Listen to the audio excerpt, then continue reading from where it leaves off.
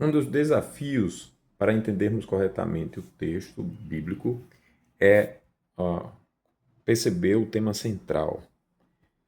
Muitos terminam se passando no estudo da Escritura porque não conseguem perceber o tema central. Dá um exemplo aqui. O texto da mulher adúltera é bastante conhecido lá em João 8, né? É uma passagem que muitos confundem ali o tema como sendo o perdão, ou o tema como sendo arrependimento, ou o tema como sendo o pecado do adultério, porque não consegue perceber essa questão, o tema central. Tem um estudo em português, né, em língua, que é o estudo da semântica, é o estudo do campo daqueles temas que são semelhantes e que permitem você ver o tema geral ali, central.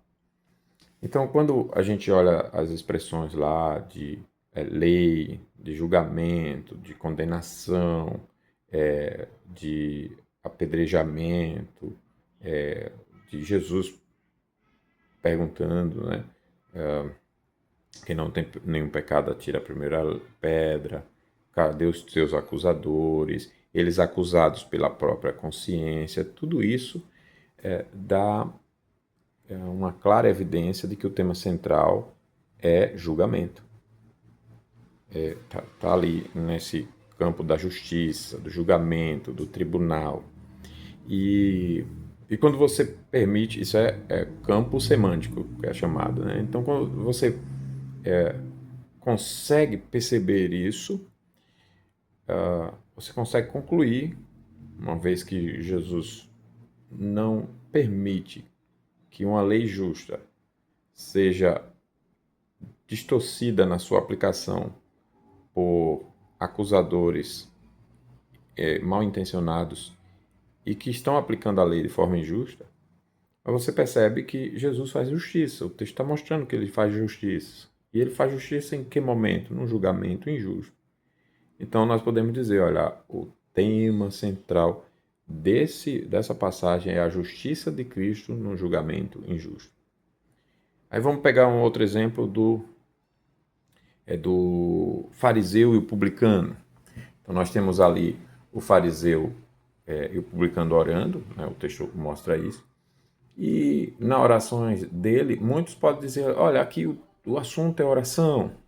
Outros podem dizer, não, é humildade, humildade versus orgulho, orgulho religioso, jejum e dízimo, ou coisas do gênero, né? Lá em Lucas 18. E a parábola do fariseu e do publicano. E, na verdade, ali é a justificação diante de Deus. Você ora, percebe o campo semântico pelas palavras orava consigo mesmo, é justificado, Deus, graças te dou, exaltado, humilhado, misericórdia. Não ousava levantar os olhos. O texto fala da situação do publicano, ele, assim consciente do seu pecado, nem levantava os olhos. Voltou para casa justificado. Então, permite que você perceba que a mensagem é essa. Se você vai explorar o texto numa meditação, num estudo, numa pregação, fora desse sentido, você está distorcendo o texto. É claro que existem elementos usados ali sobre oração, sobre isso, sobre aquilo, né, como nós citamos, humildade, orgulho religioso, mas para ser explorado, mas o assunto, o tema central é a justificação diante de Deus. Então você tem uma outra passagem também que eu acho bastante confundida, que é a do samaritano. Inclusive os títulos da SBB muitas vezes não ajudam, né? Por exemplo, o bom samaritano, a mulher adúltera. Parece que o que vai se discorrer ali da mulher adúltera vai falar da origem dela, do nome dela, da vida dela, da família dela. Não, mas não vai falar nada disso, não falou disso, né? Nem cita o nome dela. Então não é a mulher adúltera, é a justiça de Cristo no julgamento injusto. Seria esse o título que seria mais fiel. Então, da parábola do bom samaritano, as pessoas confundem com a bondade humana, com ajudar o próximo, a solidariedade social, a ética do cuidado, o humanitarismo, coisa do gênero. mas também, quando você olha o campo semântico, lá o texto começa com o intérprete da lei tentando Jesus, né, lá em Lucas 10, 25 em diante. Então, você tem ele tentando, que farei para herdar a vida eterna? Ele é o intérprete da lei, ele vai tentar Jesus. E o que é que ele pergunta? Que farei? Olha só, é ele que fará. Ele já está demonstrando aí, é a partir daí que eu preciso perceber o campo semântico, né? E a ideia central. Então, Jesus, o que está escrito na lei? Como leis? Faz isto e viverás. São chaves essas expressões, né? Ele querendo justificar-se.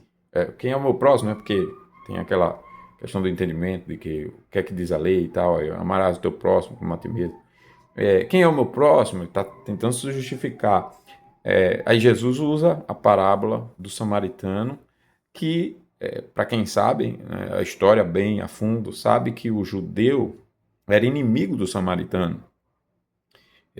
Um episódio lá no Antigo Testamento, mas só para não ficar muito longo o vídeo, eles eram inimigos. E Jesus coloca ali na apresentação justamente um inimigo cuidando do seu inimigo. O samaritano, que era inimigo do judeu, cuidando do judeu, amando o judeu. Enquanto os religiosos, não. O, o, o sacerdote, o levita, viram, passaram de largo, distante, etc. Então, o assunto ali central é também a justificação diante de Deus. A impossibilidade do pecador alcançar a vida eterna por seu mérito próprio e a necessidade do amor perfeito de Cristo. Então, nós podemos dizer que ali o samaritano é um tipo de Cristo, né? Ou seja, é Cristo quem vê o caído, é Cristo que se compadece. Então, Cristo está falando de si mesmo. A ideia, embora Cristo provisoriamente, ali, temporariamente, aceite a lógica do intérprete, faz isto e viverás, ele faz isso não para validá-la, mas para expor a sua impossibilidade de praticá-la. Então, Jesus define o próximo ali e, e faz com que o próprio intérprete da lei se condene ali nas suas palavras. Observe que ele não consegue cumprir aquilo, ele não cumpre aquele padrão que ele mesmo reconheceu, que ele mesmo pronunciou. E então ele se condena ali nas suas palavras. E Jesus está falando de si mesmo. A ideia é para que ele se prostrasse ao invés de perguntar o que farei, ele pedir por salvação, clamar: o Senhor é quem fez, o Senhor é quem está fazendo, o Senhor é quem fará, e eu preciso da tua salvação. A ideia era essa. Então, Jesus está falando de si mesmo, de Cristo. A pergunta está corrigindo a pergunta errada dele: quem farei? Ele deveria pedir a salvação: Senhor, me salve. É o Senhor quem salve, só o Senhor salva. Porque Jesus é quem vê o caído à semelhança do samaritano. Jesus é quem se compadece, Jesus é quem se aproxima, Jesus é quem cuida, Jesus é quem paga, ele é quem promete voltar, semelhante ao que fez o samaritano. Então, essas são dicas rápidas de técnica de interpretação, português, língua, linguística, semântica, para que nós possamos ter uma interpretação melhor do texto, uma interpretação fiel. Deus nos abençoe.